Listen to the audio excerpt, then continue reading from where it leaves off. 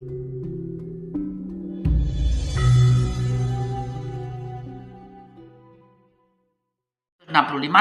reformasi, ya. 1965 dan reformasi. 1965 adalah suatu peristiwa yang direkayasa oleh Blok Barat supaya Bung Karno runtuh. Kenapa Bung Karno harus runtuh? Karena pada waktu itu Blok Barat mengendai Irian Barat itu menjadi miliknya. Yang kedua kali action Bung Karno itu adalah membarikade apa yang dilakukan oleh Inggris, yaitu negara Commonwealth, ya.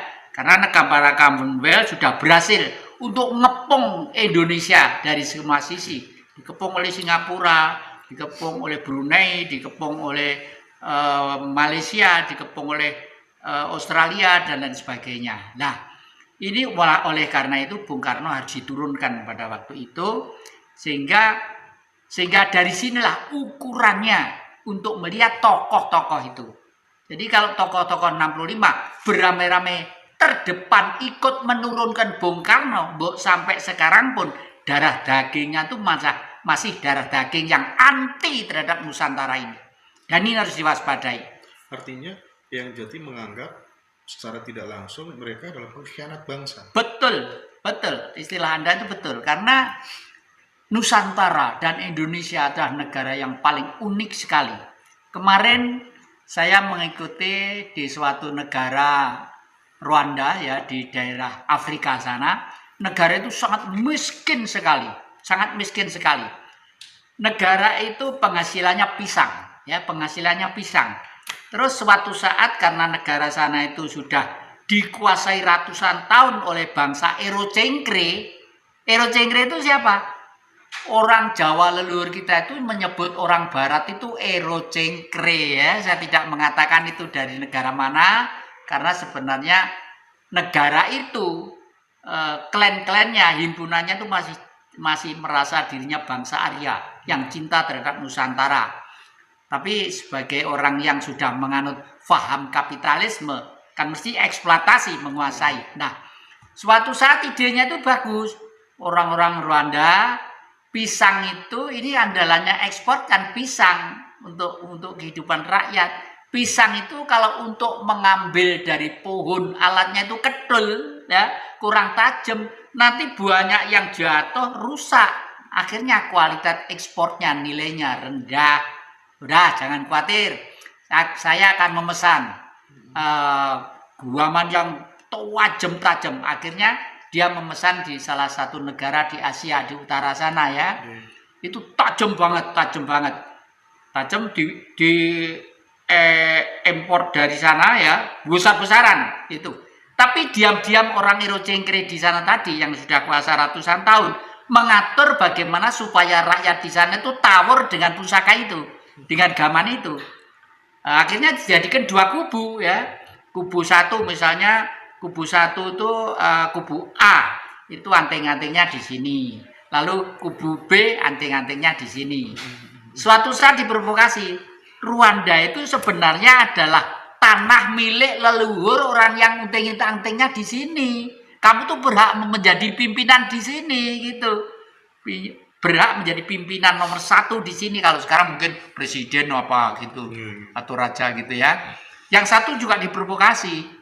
Sebenarnya Rwanda itu adalah negara miliknya orang yang anting-antingnya di sini, yang asli itu.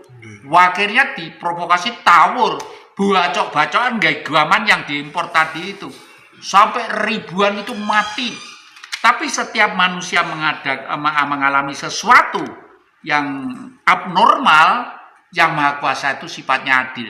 Hadirlah seorang Satria Piningit, seorang insinyur yang dulu tuh pernah belajar di negeri Cina.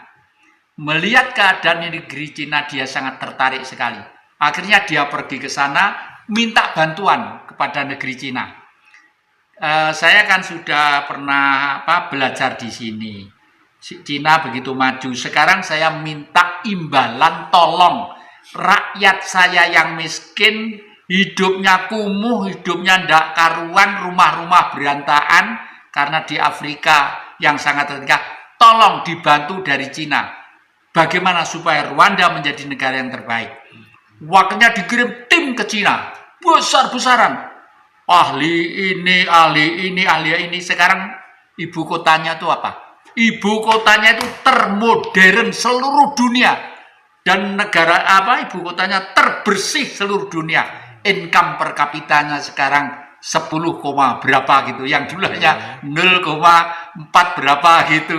Berubahnya tajam sekali. Ya, itulah. Jadi apalagi dalam dunia global ini sudah barang tentu kita membutuhkan suatu kerjasama satu dengan yang lainnya. Nah, akhir-akhir ini kalau saya cermati kok masih ada beberapa kelompok yang mengarah supaya kita itu anti Cina. Ini kalau kita dia anti Cina, konotasinya itu rame lagi seperti pada waktu tahun berapa gitu ada anti Cina. Wah, akhirnya toko-toko dibakar, ini dibakar, ini dibakar. Itu sebenarnya adalah perbuatan yang tidak baik, akan mengulangi peristiwa tahun 66-67 yang lalu. Itu tidak bagus ya. Kenapa Bung Karno pada waktu itu membuat Nasakom? Karena dengan nasional agama dan komunis untuk merebut Irian Barat itu akan mudah. Karena kita dibayang-bayangi seakan-akan dibantu Rusia sama daratan Cina. Tujuannya Bung Karno pada waktu itu ya. Tapi Jatikusumo pada waktu tahun 63, waktu kuliah di Semiakosgoro, sudah minta supaya PKI dibubarkan. Dan Bung Karno sampai tindak ke Blitar marahi saya gitu. Nah, baru saya ngerti bahwa Nasakomnya Bung Karno tujuannya seperti itu. Karena waktu itu, kowe napa kok ngamuk minta PKI dibubarkan? Nggih Pak, soalipun apa? Kalau pas wangsul sekolah, pulang sekolah, itu mendengarkan guru-guru rapat. Nah, tugas kita adalah mengkomuniskan Indonesia. Karena kalau Pancasila itu Indonesia aja banyak yang tidak senang. Buktinya apa?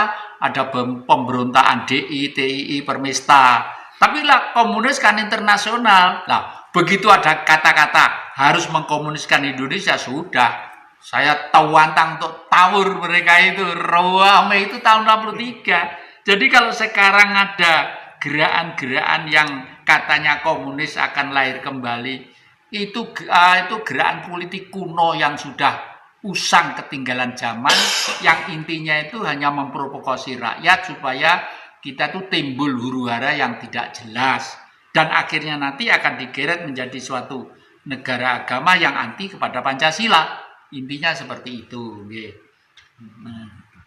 Tapi kebanyakan orang memang tidak sepakat apa ya, pemerintah kita akhir-akhir ini memang selalu bergantung kepada Cina ya.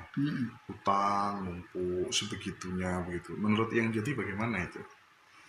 Kerjasama itu sebenarnya secara politik bagaimanapun harus 1-0 untuk kita, 1 untuk kita, 0 untuk sana.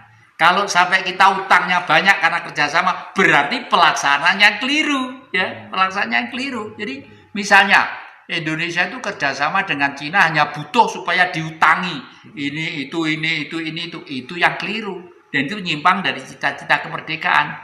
Oh, kita tuh lebih kaya kok, lebih kaya. Harta kita, kekayaan kita Sabang Merauke itu jauh lebih kaya. Lautnya, hutannya, tambangnya segala macam. Lah kok ke Cina, utang ke Cina, ya kita yang salah. Dan ini kelihatannya sejak tahun 1965 ini sudah terkondisi sedemikian rupa sehingga kita itu ketergantungan terhadap orang lain itu sangat besar. Sehingga penerusnya untuk meneruskan ya ketergantungan ya. Iya, kalau zaman Orde Baru masih lumayan lah, meskipun nyeleweng dari Pancasila, tapi sudah masih tegar lah ya, masih tegar, nasionalismenya masih tegar, cuma secara ideologis tergeser, lalu dampaknya menjadi sekian ini. Buktinya apa? Setelah 65, kepala-kepala sekolah, dosen-dosen, guru-guru itu dirubah orangnya itu orang-orang orang-orang pemberontak, Masumi, ini, itu dihidupkan kembali. Seperti kepala sekolah saya berubah setelah dari Pak ini menjadi Pak Imam. Namanya Pak Imam, saya masih ingat imam siapa gitu ya. Itu langsung merubah satu sistem, satu kondisi pendidikan di sekolah itu. Yang intinya bergeser ke kanan, istilahnya itu ke kanan. ekstrim kanan. Iya.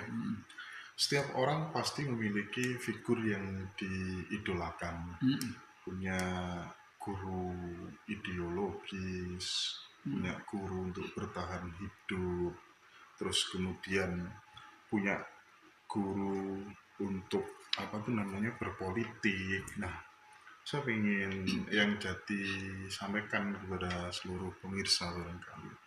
Siapa guru-guru yang saya sebutkan tadi yang menginspirasi dan sangat berpengaruh terhadap kehidupan yang jati?